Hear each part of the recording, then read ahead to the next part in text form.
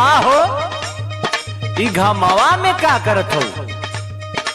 रोज घरे में आईना देखत रहलू, आज देखती घामे में घूम घूम के आईना देखत हो। तोहे घामो ना लगत है का भइल का?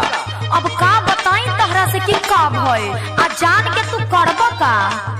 अरे भाई करे लायक रही तो करी आदमी ना, तू बतावा था।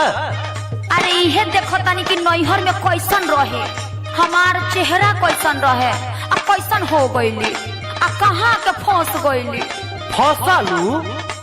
तारा के फंसा के ले आई बनी, हम बियाह क के ले आई बनी, बुझलू?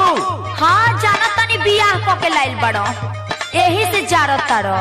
सुनो एगो बात। हाँ सुनावा।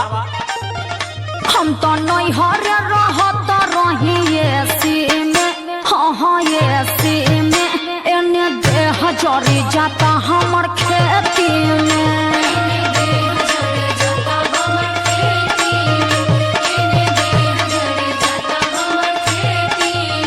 हम तो नैहर रहत रही एसी में, हाँ एसी में, एने देह जरी जाता हमर खेती में।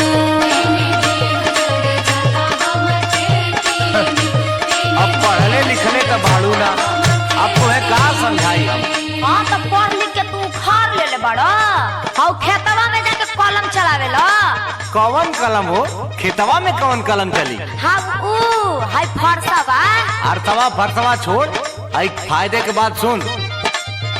मजा मिली नहीं एसिया कुलरिया में, हाँ कुलरिया में, रानी जवन मजा पूर्वी